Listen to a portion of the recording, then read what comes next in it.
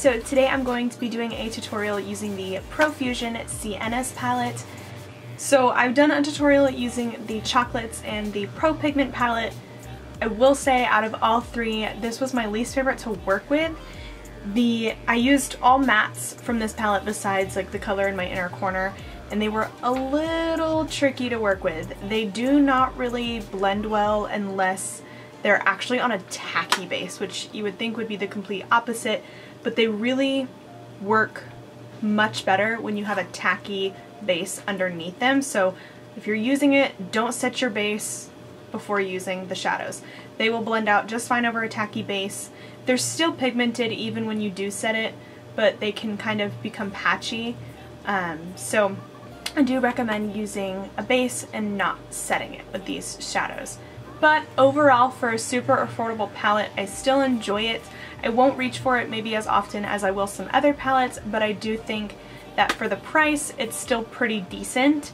That's just the only downfall, is that you do have to kind of work with it a little bit, in the sense that you can't set your base and you kind of have to go in there and pack on the shadow in order for it to really work and show up and blend out really well. Overall, I really enjoy the look though that I was able to create. So if you want to see how to get this look, then just keep on watching. Alright, so first things first, I'm dipping into the shade Serendipity, and I'm using my Sigma E40 tapered blending brush, and I'm packing this in the crease and then just blending it out using some windshield wiper motions and some circular buffing motions.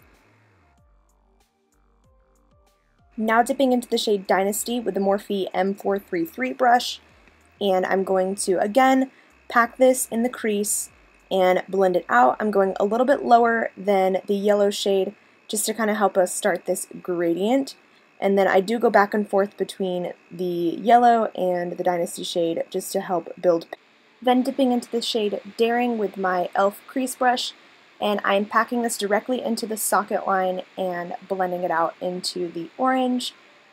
And I do go back with the previous brush that I used for the orange, which I believe is the Morphe M433, and I'm just diffusing this out. And then I'm dipping into the shade Devoted on a Sigma E36 brush. And I'm basically just layering this on top of Daring just to give it more of a pink tone, but I don't know, I thought it made the look a little bit more interesting, and I thought that it was pretty. That's all. Now I'm taking my MAC Pro Longwear Concealer and I'm going to cut the crease from inner to outer corner because I needed to create a more tacky base. Like I said in the intro to this video, these shadows work best with a tacky base that hasn't been set, and so this was my way of kind of refreshing the lid so that way all the colors showed up nice and bright and pigmented and not patchy. Yeah. Now I'm dipping into the shade Devoted using a Morphe R42 brush, and I'm packing this from the outer corner all the way to the inside, or rather the outside of my iris, and really packing it on there to make sure it's nice and pigmented and that there's no gaps.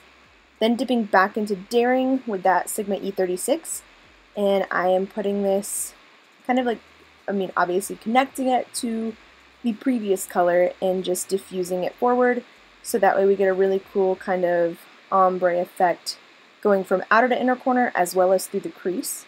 So I'm just going back into Dynasty and layering that next to that shade. I believe it was Daring is what it was called. And again, just kind of feathering them all together.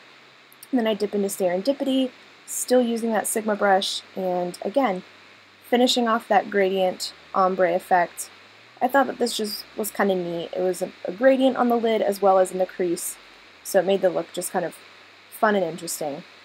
But now I'm going to dip into this Fluidline by MAC. It is called Shade. It is a nice emerald green color. And I'm using a Sigma E06 brush, and I am just creating a nice tiny little wing. This liner was a little dried out, so I had a little bit of trouble, but we got there in the end. Now I'm mixing Exclusive in with that Conquest. It's going too fast, and I wasn't paying attention. But I'm just putting those on my inner corner and on my brow bone, and then layering Serendipity, that yellow shade, on my lower lash line, and really smoking it out and then I go into the orange shade and put that even closer to my lash line with that Sigma E36, and then I'm diffusing the yellow into that, and then I am putting on my mascara. And I do believe that is what, no it doesn't. I'm going to take lashes. These are the Kiss Pompadour Blowout Lashes. Really pretty lashes if you want just a little something added to the look. They're not super dramatic, they're not crazy natural, they're just somewhere in between, and they're pretty, so I put them on. And then I am going to go into some eyeliner. I'm going to take the MAC Chromographic Pencil in Primary Yellow, put this in my waterline, and that completes this eye look.